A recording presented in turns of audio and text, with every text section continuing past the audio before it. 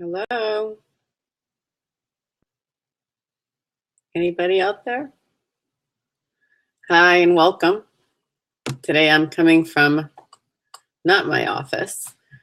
I hope everyone is doing well today, Thursday, June 30th.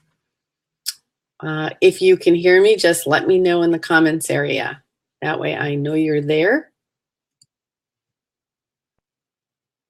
Hi, Michelle. How are you? See who else is here. Hey, Kate. Hey, Daniel. How are you? Nice to see and hear you too. Anybody else here? We've got I think 7 listed. So I know that we switched a little from the last time. I'm now doing packages of 4. And for those of you who were with me before, you get grandfathered in. So that's great. I wanted to make a request for you to share the link or the registration link with people that you think might benefit from these kinds of conversations. So if you do that, that would be really, really super for me and also for you all, because you all learn from one another as well. So welcome. And if you haven't already done so, go ahead and take a look at the questions and either vote on a question or answer a question or pose a question. And the same with the polls. I think only, 3 people have voted. Good. And that's, I'm more receptive. Okay, so it gives me a place to start. I'm also going to share with you this model I have that I call Integrative Leadership. That's part of what I want to do. So let me just start by talking a little bit about what I think is integrative leadership.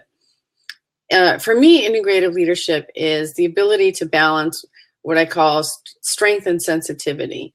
You can look at it as assertiveness, and when you're assertive, your energy is going out, but also the receptive energy, like when you're listening or when there's empathy. So we tend to default to one or the other, and there's a whole bunch of reasons. I'm not going to go into the reasons necessarily, but what I do want to talk about is the value of being able to balance these 2 kinds of energies, the active and receptive energy, and to be able to integrate what in our culture is traditionally male-oriented or traditionally female-oriented, and try to stay away from looking at it from the point of view of gender, but more look at it from the point of view of effectiveness. I guess that's what I would say. So there are times where you really need to be assertive, and there are times where you really need to hang back a little and listen. And so whether you're a man or a woman, doesn't matter, being able to be adept at balancing these kinds of what could be an opposition of is really important. And now when I talk about the active energy, everything is on what do you call that? Like a line, right? So over here you have assertive, but over here you have, arrogance or pushiness. So everything in moderation, right? And situational. So assertiveness basically just says I'm standing up for myself or for my ideas. And introverts in particular have a hard time with that. And I'm noticing. So I'm going to go to the first question, because the first question here is, what is your greatest challenge in being assertive or receptive? Sydney says, I'm not comfortable with it. Doesn't feel natural or authentic. Kate, challenge to assertiveness. I have trouble making myself heard when I'm interrupted. Some personalities interrupt often, and these people tend to steamroll me. Establishing a style. I was not assertive enough in my first experience as a supervisor. When I tried to assert myself later, I met resistance. I had a better experience later when we started off on the right foot with a better balance between assertiveness and receptiveness. So let's talk a little bit about those things. Sydney, I guess I'm going to ask you, because I already know the answer for Kate, but Sydney, would you consider yourself an introvert? And just let me know in the comments area, because this is typical. So one of the things about introverts becoming more assertive is that they have to stretch a little, but you shouldn't be like one client said to me, I want to be more forceful. And I said, why would you want to do that? It's not in your nature, and nor is it actually effective. But what she really wanted to do was to be seen more engaged and more powerful. And powerful being a seat at the table kind of powerfulness, right? And so if you have a challenge to assertiveness, let's talk about this, about trouble making myself heard or when I'm interrupted. Okay, so I'm going to give you something that I tell my clients a lot, and it works. And it sounds a little strange, but I can tell you right now, it works. So I often hear women say this. I'm in a meeting. I try to put my ideas across. I'm interrupted, and then someone else, typically a man, sorry, Daniel, but it's true, says, the same thing I said, and everybody listens. Why is that?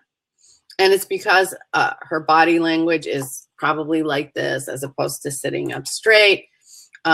She's not communicating. It comes across as, sometimes women will come across as whiny when they're trying to come across as powerful. So there's a whole bunch of stuff that goes into this, right? And so let me just talk about having your ideas heard and this kind of assertiveness, okay? And what that is basically, so physically, somatically, one of the things I would ask you to do is look at your posture. If you're slouched back, if you're sort of like this, if you're not, if your head isn't up and you're looking at, and I would look at not only the crowd or the group, but I would look directly at whoever holds the power in the meeting. If you notice, people who get heard are oftentimes speaking to, either directly or indirectly, to the person who holds the power in the meeting. And so evaluate who that is and speak to that person as well as to the others, but make eye contact with that person. If you're not being heard, I'm going to get to the interrupting in a minute. If you're not being heard, one of the things I tell people, like women, especially if they're petite, because they tend to be very low on their chair, or introverted, stand up. Just stand up. So if you're not being heard, you might try standing up, and I'll tell you why. So people's eyes follow whoever's talking or any kind of motion. It's almost unconscious. If someone gets up, you're going to turn around and look at that person, right? Because there's emotion. So if you're in a conversation and you're not feeling heard and you're able to interject, I have something to contribute, or however you want to put it, stand up, like get up out of your chair and walk around. Now, here's what happens when you do that. And I know it sounds daring, especially for introverts, to like, oh my God, I have to be seen. But it's true. This is what you're asking for, right? You're asking to be seen as well as heard. And so you stand up and casually, slowly walk around. Now what's going to happen is everybody's eyes are going to follow you. It just happens. And so they're going to listen to you because their eyes are following you. It's going to be very hard to be interrupted because people are literally following you. And so what you want to know is you want to make sure that whatever your idea that you're sharing, it's concise, it's to the point. Kind of get to the bottom line first and then explain it later, but bottom line first. Bottom line could be the benefit, bottom line could be the impact, bottom line could be the big aha, the big thought, and then explain it. Okay, women tend to do the opposite. They tend to start explaining and then like eventually get to the bottom line. It goes the other way around. And so this is part about being assertive. Okay, get up, walk around, and sit down, and you will be heard. I promise you, guarantee it. It happens all the time. And this is what I tell my coaching clients. The other part about this is Kate's comment about being interrupted. I also hear this from women all the time. And so I would also stand up. If that person interrupts you, stand up, especially if they interrupt you more than once. It's now the second time. Stand up. And very simply in a calm voice say, hey, Bill, this is the second time that you've interrupted me. I'd like to complete my thought. Please I'm going to complete my thought. and then complete your thought. So you're not making a judgment. You are basically stating an observation. Here's what's happening. This is the second time you've interrupted me, and I haven't completed my thought. I am going to complete my thought. And stand up. And I know that this happens in meetings. Having been in those meetings myself, having had it happen to me, I wish someone had told me this years ago. Because I found alternatives, but they weren't particularly useful or gracious. So this is more gracious, more useful, more professional looking. It is more assertive. So I'm going to pause here and ask you, what do you think of those ideas? What do you think about this idea of standing up, moving around, or making a statement that says, hey, this is occurring, you're interrupting me, this is the second time, and standing up and taking basically control of the conversation that the other person is trying to hijack, because that's what this is what an interruption is. An interruption is a hijack, okay? And Kate, you used the word steamroll along the same lines, okay? Questions, comments from the peanut gallery? Michelle says, I like your suggestions and plan to adopt them. It does work, Michelle. I do this with a lot of clients, and they come back to me, and I'd love for you to come back to me, by the way, and say to me, hey, I did this, and this is what happened. Okay, but it really takes an inner stance. The other thing about this is, if you know that this kind of thing happens at meetings, before you go into the meeting, prepare as follows. One, kind of center yourself. So be emotionally prepared for the meeting. Be quiet, be centered. Don't run into the meeting from somewhere else, flustered. Calmly walk in, allow some time before. Two, in order to prepare for it, I like scripts. When I do my coaching, I give people scripts all the time because it just is so helpful. And then later they can adapt it.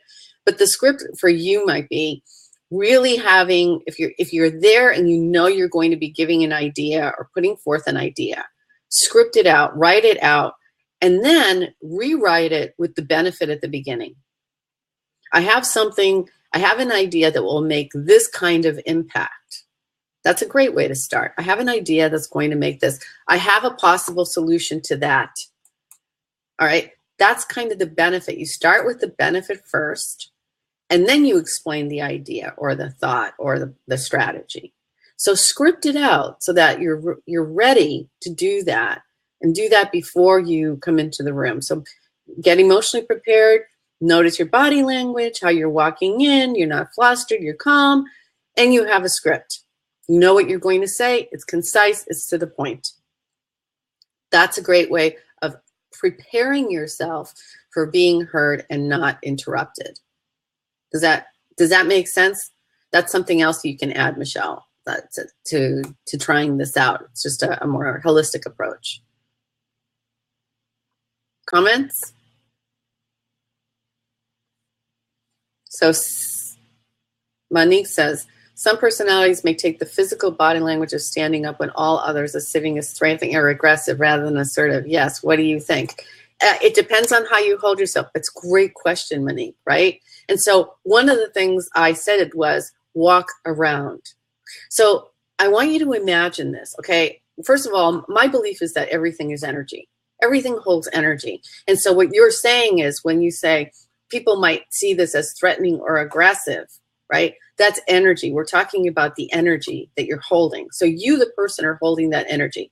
Now, if you stand up and you push yourself towards someone, your energy is doing this, and that is aggressive. But what I said is stand up and walk around. And there's a reason for that. And I'm so glad you asked that question, because it helps me better explain it. When you stand up, it's not a stand up, abruptly. It's a very intentional, I'm going to stand up and I'm going to turn around. Now, wherever you're facing is where your energy is going to go. So in order not to be threatening or aggressive, you're turning around. Imagine you're getting up. So you're getting up like this, and you're going sideways, and you're going around. So when you're walking around, you're basically not facing them with your body. You're facing them with your head maybe. And that diminishes that kind of aggressive stance, because the aggressive stance comes from your whole body facing.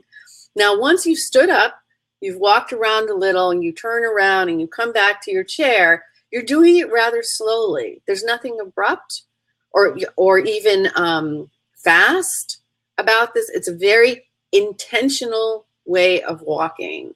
And so that diminishes that threat or aggressiveness. Does that make sense? Monique, try that if you're doing it. So yes, and I think also the larger you are as a person, the more threatening and aggressive you may be perceived. So men in particular, like I wouldn't give this exercise to a tall or a big man, because he could be seen as aggressive just because of his physical makeup. But women typically aren't that big, you know, and tall.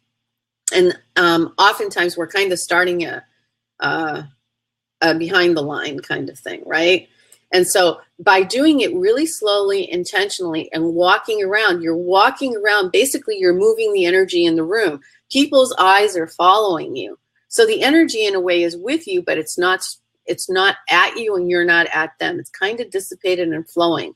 That's why I tell you, get up and walk around, because you're moving energy in the room, whether you're aware of it or not. That's what's happening. Okay, I hope that helps. And that was a great question. I'm so glad you asked that. Any other comments? I'm looking at the comments. Okay. Anything else? Yes, the turning does, yeah, that's a great word, soften it, yeah. And the slowness. Yes, thank you again for that question, because it does help me be more specific. Daniel, assertive was difficult for me at first. I felt like I was being a jerk. I was not able to find balance between assertive and receptive until I became willing to let the pendulum swim a little too far to assertive, kind of overdo it. Standing up is a great example of this. If you can stand up to be heard and embrace that energy, you can learn to tap into it when you're sitting. Beautifully said, Daniel. You're right. You only have to do this a few times, and then it's in you. You know what that feels. You know what that energy feels like. And people aren't going to be interrupting you anymore. You can basically, having you use your body to teach you how to take an energetic stance, right? But that energetic stance can eventually be taken sitting down as well. So that's a great point, Daniel. Thanks for bringing that up. And you're right. Sometimes we overdo it, and you won't know you've overdone it until you've overdone it. Then you know you crossed the line. Okay. Anything else? Okay. So I hope that helped with answering those questions. I did want to say one more thing about Sydney. I'm not comfortable with it. It doesn't feel natural or authentic. Okay, so it may not feel natural or authentic. So here's where the stretch comes in, okay? In order to lead, you have to ground your leadership in your self-confidence, and that also means assertiveness, okay? But it's not aggression, and I want to make this clear. I think if you interpret that assertiveness as aggression, it's going to be even harder for you to be able to be assertive. But it's not. Think of assertive. Let's do a reframe. Think of assertive as standing up for yourself and for your idea, being heard, being listened to. And why would you not deserve that? You're worthy of being listened to. You're worthy of being heard. And so if they're not listening to you, or you're not taking basically, what is the word that Kate used, steamroll? If you're being steamrolled, the only person that can stand up for you is you. And that's all it is. And this is actually a piece of self-care. This is a piece of when I talk about conscious living in some of my talks, I talk about self-care as part of being able to lead and live in a conscious way. And so you might not be comfortable, stretch a little. The standing up might be a real stretch for you, Sydney, but I would say try it and see how it goes. If you really feel like it's too much of a stretch, then certainly from where you're sitting, if someone's interrupting you, you can always say, here's what's been happening. This is the second time you've interrupted me. I'd like to, and you're not saying anything about you, by the way, except for that you're stating what happened. You interrupted me. I would like to, I'm going to finish my thought now. I am going to finish my thought now. Not allow me to finish my thought now, because you don't have to ask permission, but I am finishing my thought now. Okay? Any other comments? Kate, I hope that works for you too. Oh, there was something what Kate said. When I tried to assert myself later, you met resistance because they weren't used to it. You changed the dynamic from not being assertive enough to trying to be assertive. And it was abrupt probably, and they didn't get it. And so yes, they met resistance because all of a sudden they're dealing with a different person, someone who's acting differently. Anytime you change your behavior, or anytime you change anything about yourself, the people around you are going to sense a change. And they're likely, if they were comfortable the other way, they're likely not going to be comfortable with that change. How could I change the dynamic more effectively? I don't quite know what you did. So I'm not sure I know how to answer that, Kate. How could I change the dynamic more effectively? Well, you had a better experience later. What did you do afterwards that made it a better experience? I guess that would be a place. What would be an effective way to approach this? So there's a couple of things. The scripting would be partly because it has to do with you. But it could be also that you give the other people a heads up in advance. Hey guys, I just want you to know I've been working on my professional development. It's a great way to put it. Maybe this will help. I've been working on my professional development. And one of the things I will be practicing, or you will see me practicing, is my being more assertive about getting my ideas across, or my being more assertive about X, or my practicing better communication skills, or more effective communication skills. So you could give them a heads up. Does that help, Kate? Would that work? And then when it happens, it's not coming out of the blue. They say, oh yeah, she said that she was going to be doing that, right? Not sure, but does that help? That's interesting. She would have scoffed, but I think it might have worked. Yeah, she might have scoffed, absolutely. And when it happened, she'd say, oh yeah, she is doing that, right? So it might have worked. And again, you can only handle your piece of it. You can't handle her piece of it. But certainly giving them a heads up is one way of doing that. So there isn't so much resistance. Monique says, I'm struggling to teach assertiveness to my middle child, but recognize she's also emotionally troubled, depression, low self-esteem. I think it will be difficult to progress with assertiveness, until she progresses with her inner self. What do you think? Yes. So let me go back and talk about something that I've talked about at other times in my coaching and in some of my speaking. Anyway, I should give you a link if you haven't received it already to, I did an interview with Voice of America, Daniel. It was the Georgetown Institute for Transformational Leadership. Kate Ebner interviewed me on fierce leadership, 10 lessons for women, for being fierce for women who lead. So before we end, I'll put that link in there. Going back to what Monique asked. Monique, assertiveness comes from self-confidence. In other words, I believe in myself enough to assert myself. Self-confidence comes from self-care. It means that I am worthy in taking care of myself, and I value myself. And that comes, and this is why I said before, Monique, I think you were in the talk I gave on fierce leadership for women.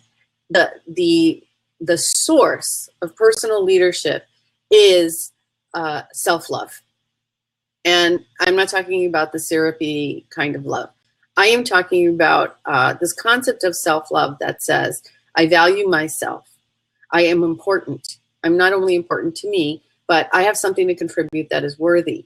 So there's a sense of worthiness, but it comes from appreciation of self, okay? So Monique, your middle child, the low self-esteem, there's that piece that's missing. She's not appreciating herself. So no matter how often you tell her how much you love her and all that, now how do we get to appreciate ourselves? we get to appreciate ourselves. We get to build self-confidence when we've done something, when we've accomplished something we wanted to accomplish, even if it was small. So let's take an example. Let's take, there's a school, I don't know, you said middle child, so I'm not sure how old that your middle child is, but is there a project that she could do that she might be interested in because it's something she likes to do, or she's curious about it? It doesn't have to be a big deal. Actually, a small thing is great that she could complete and feel successful. And not because she's being affirmed from the outer world, but because it pushes her to be more than what she thought she was. And so that's how you build self-esteem and self-confidence. You have to build it based on your successes, and the only way you get successes is if you try. So that you have to try, and you have to try something that you're not comfortable with and that you don't know. That's how we learn. And then when we give you an example. I'm building a retreat center on the coast of Ecuador. If you had told me I was doing that 5 years ago, I probably would have said, yeah, that sounds like a great idea, and kind of laughed, right? But I realized that in order for me to do this thing that is way beyond anything I've ever done, I have to be someone way beyond anybody I've ever been, okay? And so I have to take small steps. So what am I doing? I'm doing little things. And I've been doing little things like kayaking. Learning the kayak was a big piece for me. I was scared out of my mind. And I learned how to kayak, and I love it. And I challenged the idea I had about myself as not being able to do this or not strong enough. You need your daughter to challenge, or your middle child, I think it was a daughter, to challenge those beliefs she has about her deficiencies, if you will, or what she lacks, so that she can focus in on what it is that she has. And so giving her these little projects and having her accomplish step by step by step, more and more, builds self-confidence and self-esteem. She's 12. She frequently runs out of steam. Yeah, it's that perseverance. So start small. Give her smaller things that can be accomplished in a short amount of time. See what kind of support she needs without doing it for her, because if you do it for her, it doesn't count because she didn't do it. But maybe she needs a little support in some way. Can she do it in a supportive group? Can she do a project with other people and have a piece of that, and then get to feel the accomplishment of doing something as a team? These are all things. Now in schools at 12, they often have them in, I don't know what you call it, like pods or small groups to do things. So that might be something. So again, assertiveness comes from, if you go down the line, it comes from self-love. That's where personal leadership comes from too. It comes from self-love. It's being able to appreciate yourself and know that you are worthy. And that's actually a mantra that some of my clients have taken on. I am worthy. And so when someone goes to negotiate for her salary, in her mind, she's got the mantra, I am worthy of this. I deserve this. I am worthy of this. And I like I am worthy versus I deserve, kind of entitlement piece. But I am worthy says a lot. So see if you can give her that mantra. I don't know if a 12-year-old will take on a mantra, but that might help. Okay? Are we good with the assertive? Okay. I'm going to do done answering. Now, how would you describe your leadership approach? So Sydney says supportive servant leader. Okay, so Sydney, I'm going to challenge you here. You have to be assertive to be a servant leader. Because basically you're holding up. So instead of the hierarchical pyramid going like this with the leader at top and everybody down here, you're basically doing this. So you're the one down here, right? The servant leader is at the bottom holding up this, holding up the community, right? And so that leader has to be particularly strong and assertive and know who they are. So this integrative leadership piece sources from knowing who you are. Okay. I am going to show you, let's see if I can do this right. I'm going to switch. Oh, wait, she says, I suggested that last night. She was worried about sharing the credit. I wanted to try to get her to embrace, but held back thinking she would take it as a criticism. You could circle back around to that, Monique. Just circle around and say, instead ask her to invite them. Use the word invitation.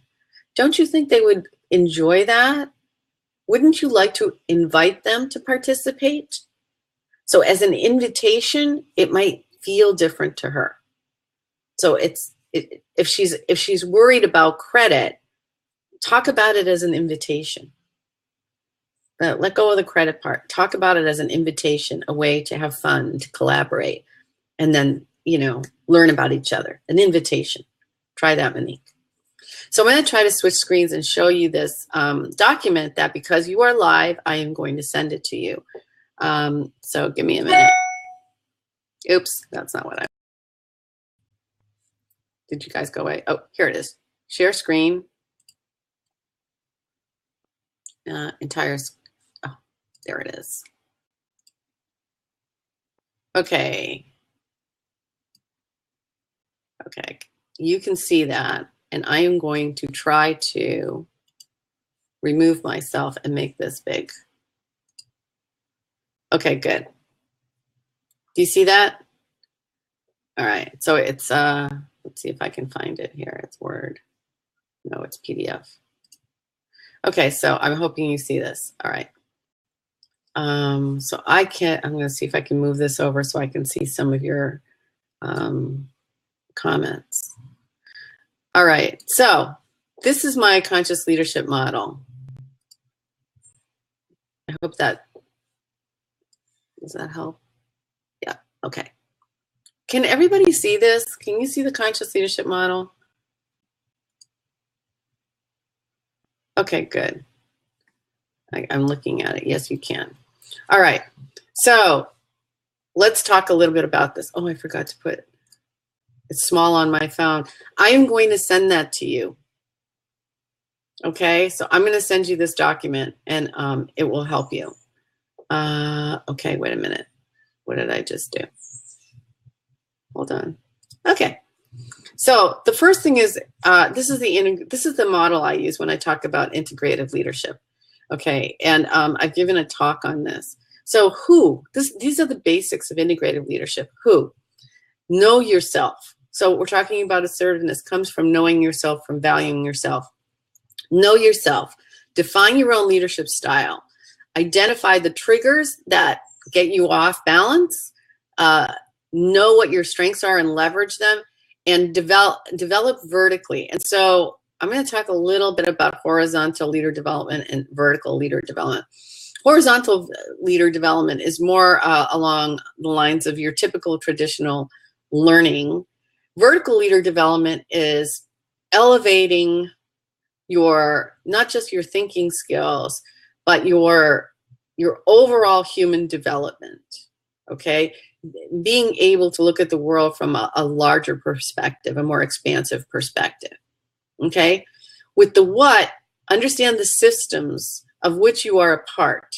We're all part of different systems, and recognize that the system is also in you, cultivated by our educational, societal, and cultural systems. It's ingrained in us as we are ingrained in them. Okay, so these are some of the systems: the society, culture, industry, education, gender. This is all in here. And then there's this individual piece and collective piece, and we're kind of like a hologram. It's in us, and we're in them. So the integrative leadership framework talks about, this is, I found this great quote because I thought it was great. There's actually a Center for Integrative Leadership. I didn't know that at the time, and has defined integrative leadership as fostering collective action across sectoral, cultural, national boundaries to advance the common good. That's their definition of it. Here are my questions around it, in particular for women, okay? Now, first, integrative leadership spans 4 levels. The individual level, an individual must learn to integrate her traits, intelligent values, and other assets. The group level, this is what I mean about expanding out. Individuals in a group must learn to integrate across the boundaries of diversity to help the group be more than the sum of its members. The organization, groups within an organization must learn to integrate across the boundaries of function level and geography. And then society. Organizations must learn to integrate across the boundaries of industries, sectors, and countries. And so you can see you're paying attention to, yes, and it's not just for women, absolutely. you can see this playing out in our politics right now, or maybe not playing out in our politics right now. But this is really important for our world today, and to be the kind of leader that meets 21st century challenges.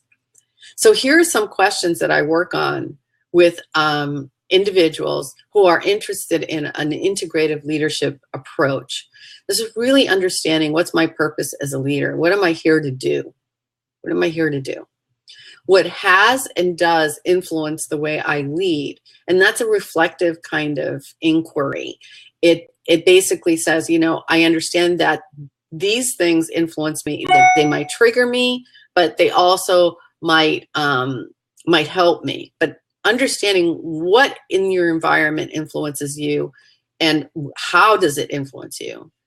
What does my feminine aspect contribute? Now, whether you're a man or a woman, this is a valid question, because the feminine aspect is empathy, listening. It's that receptive energy. We've been talking about assertiveness, which is the active energy, but there's also this receptive energy about empathy, compassion, and it's what I call strength and sensitivity. It's the sensitivity part as well. What does my male aspect contribute? This is what we were talking about: assertiveness, energy moving out, action. Okay, whether you're a man or a woman, it doesn't make any difference. We have both, and we need to understand. It's like you wouldn't walk on one leg. You wouldn't get anywhere. Well, people are walking on one leg, and they need to walk on two legs. They need to use two hands. So by understanding the receptive and active energy, the strength and sensitivity, and knowing when to use it. Now, here's a term that was coined by Ron Heifetz at Harvard, and I love this. It's called the adaptive challenge. And what are the adaptive challenges that I or me or we face, or my industry faces? And adaptive challenge is a challenge that is beyond my capacity to solve, but must be solved. And so the only way to solve it is for me to adapt, to be, this is what I was talking about earlier. I have to be more than what I've ever been before. That's an adaptive challenge. In order for me to do Oasis, it causes me to pull something from within myself that I didn't know I had, or maybe I had an inkling, but it's in there and I need to pull that out. I need to use it to adapt to a challenge that is bigger than anything I've ever experienced before. And we use other people as well. We bring in other people who have talents and skills and gifts that we don't have, because that's part of adapting. No one solo can meet these adaptive challenges. We have to do it as a collaboration, okay? Again, asking what resources, experience, and beliefs will help me, or on the other side, which of these and what are they? Well, how will they limit me? So this is an assessment that I created, or kind of a practice for you. And again, I'm going to send this to all of you who are on live as a present for being with me today. What is an adaptive challenge your company or industry is facing? Or you could even take that personally and say, what is an adaptive challenge I'm facing? What beliefs, assumptions, or what I call cultural myths, things that the culture tells us are true, but may not be true, are at play. What traditional boundaries, segments, systems, industries, geography could be crossed in order to solve this. So where am I going to have to pull where I've never had to? So like, I don't know a lot about it. Daniel, you might know more about it, but design thinking is a way of pulling from multi-disciplines, different disciplines that may look at as if they're not related, but they actually are. So like the car industry does engineering, but they look to designers to design a particular way, and for form and harmony and beauty. These are two things that you might think are in opposition, but that's a boundary, a traditional boundary that's been crossed. So think of it in that way. From an integrative leadership perspective and its 4 levels, what do you notice about the challenge and potential solutions? And what changes do you need to make in your personal leadership to solve the challenge? And I would say that starts with the embodiment of your personal leadership, which is the assertiveness, the ability to balance strength and sensitivity, all of that going back to the concept of self-love. So here's a little definition about the adaptive challenge. It means a challenge that a leader faces that is beyond her current capacity and that cannot be solved at the same level of thinking that created it, but must be solved. Adaptive challenges are difficult because their solutions require people to change their thinking. Unlike known or routine problem solving for which past ways of thinking and operating are sufficient, adaptive work demands 3 challenging human tasks: figuring out what to conserve from past practices, figuring out what to discard from past practices, and inventing new ways that build from the best of the past. So I'm going to be sending this sheet to all of you who are on real time. Let me just move over here. Okay, we're back. What do you think of all this? As I just gave you a lot, which is why I'm sending you the sheet. But what do you think about it? What do you think about it? What are some thoughts you have? I'm going to pause because I know you're typing and sometimes it takes a minute.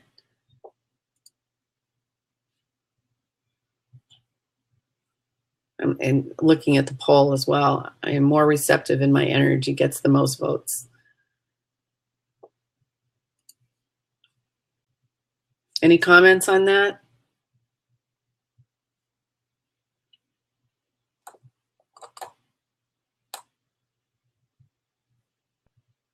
What else? Oh, while you're doing that, I'm going to look up my Voice America link.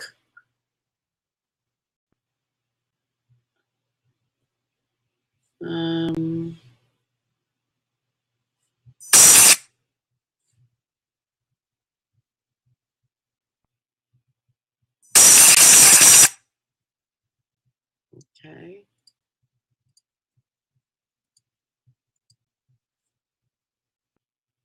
Okay, here's the link. There is the link for Voice America. All right, I'm not seeing any comments. Okay, so should I move on? So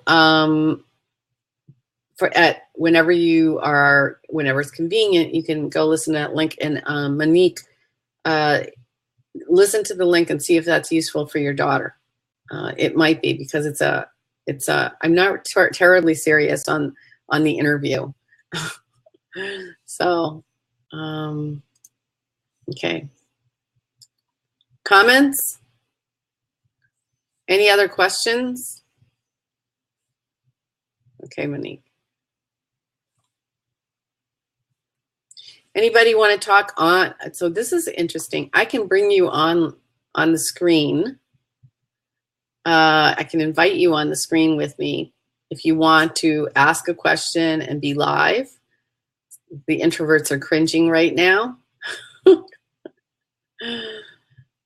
Is anybody wanting to do that in the last few minutes? Anybody wanting to get on? That means you'd be on screen with me. No brave souls. All right. Anything else? Anything else? God, you guys are quiet today. All right, what else can I tell you about integrative leadership? It's not gender specific, but we have a world that has a lot of that kind of aggressive, active energy. It could use a little more receptive energy, and receptive being listening more, pausing more, not being so busy, being more thoughtful, really being reflective before you make a decision. So reflection before action. I think it was, who was it? I can't remember if it was Peter Block or Peter Kostenbaum who talked about in one of his books about being reflective before making decisions. But that was that's something I've always remembered. Okay, what else do you want to talk about? Are we good? Are we gonna end early? Okay, Minnie says, I often feel leadership skills are judged through a male lens. Honestly, I think everything is judged through a male lens. For a Women's Day, like an International Women's Day, I did a talk on the standard of measurement. And so even medicine uses, I guess it's called the 170-pound man or something like that, where most research is done on men and not on women, yet the same modalities are used on women, but we're obviously not men. We're not different. There's a book. Oh gosh, what's her name? Carol. Oh, can't remember. The book is called The Mismeasurement. Carol Tavris, Tavris, The Mismeasure of Women, and she talks about women will always be the other because we'll never meet the standard of measurement. The standard of measurement is male, and we're not male. And so I make a distinction between equality and sameness. Okay, I think we want equality. We don't want sameness. I don't want to be the same. I like being female and all that that means. I think what women need to do is to learn what power they have in their feminine aspect, as well as their male aspect. You know, the worst of the female is what gets represented in the world oftentimes, and it's very sad. We have just strengths due to our feminine aspect, but we also have strengths due to our male aspect as well. Just like men have strengths due to their feminine aspect. Some men really are not afraid of engaging their feminine aspect, and it's a beautiful thing to see. Daniel says, assertive is simply more visible than receptivity. That may make the lens seem more male. It's a good point. You're right, because it's receptivity so quiet, loud, right? So it's just not as obvious. In a fast-paced environment, it would seem that integrative leadership could be challenging as there is desire for quick decisions and solutions. Has integrative leadership been successful in fast-paced offices? Interesting enough, yes, right? Because most leadership is based on effectiveness. I mean, when you say, "Oh, that's a good leader," you're also saying that that's an effective leader. So the problem with fast-paced environments that don't have integrative leadership is that they make their decisions too quickly, and so they may not make a good decision. They may not make the best decision because it wasn't thought out. It was quick. And so you need, so every environment, every team, every organization needs diversity. And this is a part of being diverse. Some people will be more thoughtful. Some people default to action. You need both of those on a team because they need to balance each other out. So yes, it has been successful in fast-paced offices, but it's also explicit. And so I go back to that concept of you need to talk about it. You need to say that this is what it is. That sense of being explicit, not hidden. So you talk about what kind of leadership do we want in this environment? So can we make decisions quickly? Can we be agile and be reflective? Yes. How do we do that? That's the conversation. Okay, it's not either or. Either we're reflective or we're action oriented. No. It's both. Every environment will engage that differently, but it needs to be explicit. So the leader's role is to be the chief conversation officer. They're the ones who need to bring that conversation up. If you're a leader in your team or your organization, then you determine what does effective leadership look like for us, and how do we engage all these aspects of leadership, both servant leadership and maybe more directive leadership. There are appropriate times for each one of those. The same with strength and sensitivity, the same for listening and talking. They're all, we polarize so much of this, and the same with male and female, feminine and masculine. That's why I start using active and receptive. It's not about that. It's about holding all of it in together. And What looks like a paradox is actually a beautiful place to learn integrity being wholeness, unity. And that's what integrative leadership is. It's wholeness. But you can hit resistance as people resist change. Absolutely. Whenever there's change, there's resistance. It's a given. And so, again, being explicit about it. What to do then? You name it. Hey, I see that there's resistance to this change. Let's talk about the benefits of this change. And let's talk about where we might get stuck in this change and how we might overcome these obstacles to this change. But you have to understand why you're changing. You have to talk about, for the sake of what are we doing this? We're doing it to become more effective. We're doing it to become more agile. We're doing it to become leaders in our industry. So you start with the purpose. Why are we doing this? And be explicit about, and that means that we will have to change X, Y, and Z to accomplish these other things, the adaptive challenge as an example.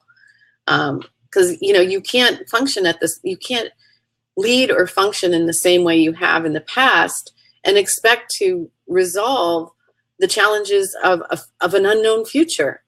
It's not a reasonable expectation. You have to go beyond. You have to imagine. It's not just knowing. There's an aspect of imagination here. Imagine what might be possible if. That's a really good conversation to have in organizations. And it scares some people because they feel all kinds of things. They might feel lost. They might feel left out. And you have to handle those emotions. So Monique, yes, you will hit resistance. And for the sake of what are we doing this? That's the conversation. Because if it's, if you're just doing it for change unto itself, it won't work. They have to have something to hold on to when they go through difficult times. For the sake of what are we willing to risk this? That's the conversation. Thanks for that question. Kate, would you recommend applying these leadership strategies in personal situations? Yes, your husband has more of an assertive style. We're learning to communicate with these different styles, especially with respect to our ongoing remodeling project. Whoa, that's a biggie. So, explicit expectations. That means you have to talk about it. So oftentimes when you're in these personal situations, you each come to it with different expectations of what it should be. And you don't even know that you have them, and you don't know that they're different than the other person. And so if you notice that, it's a neutral conversation. It's like, hey, husband, I have these expectations of this, and this is the goal, this is the objective I thought we were headed towards. Did we miss something? And then he can express what his expectations and his objectives were, whether it's personal or in business. We're learning to communicate with these different styles. Yes, and so when you have these different styles, it's not about you, it's about the communication style. Thanks, Daniel. It's about the communication style. So make sure you always go, I always say is go to the it. The it is not Kate. The it is not, I know it's Richard. It is the way we're communicating. It is our expectations. It is our objectives with this project. Yes, I do know Richard. And I have experienced him that way, as assertive as well. So you might make a direct request to say, Richard, can you just pause? I just listen to what I'm saying for a few minutes and then respond. So that'll stop him in his tracks, but I think he's able to do that and then listen and then have the conversation. Because oftentimes people are, as you're talking, they're having a conversation in their head about what their response is to what you're saying, so they stop listening to you. So explicit is saying, I need you to really listen to me right now.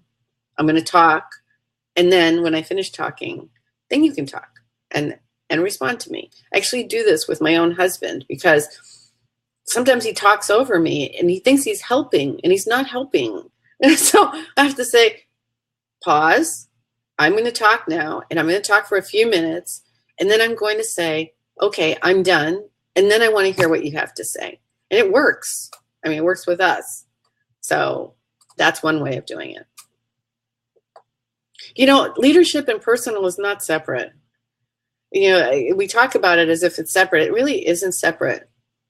Same things apply. What you learn in one domain, you'll apply in another domain. What we learn as human beings on a personal level, we will apply in business or at work, and vice versa.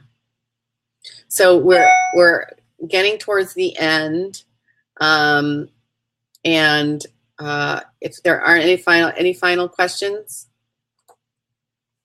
So I would like, because if you're interested in integrative leadership, I would recommend that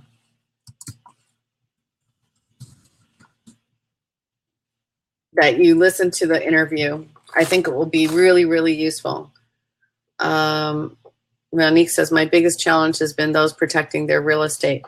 And when you have explicit conversations about that, I think I think it's the next time we're having, the topic is crucial conversations. It's in the registration page. So that, you know, Monique, can I make a request of you to bring up this challenge during the crucial conversation session that we're going to be doing? I think it's next week or the week after. I can't remember offhand. But could you bring that up? It's on the registration page, because in crucial conversations, one of the things is this sense of protecting yourself or protecting your real estate. So that would be great. Thanks. That would be awesome. Good. Actually, I think I might just go ahead and put it in the question so I don't forget. But please bring it up next time. Okay. So as always, it's been a pleasure. I'm going to sign off. Are we good? Is everybody good?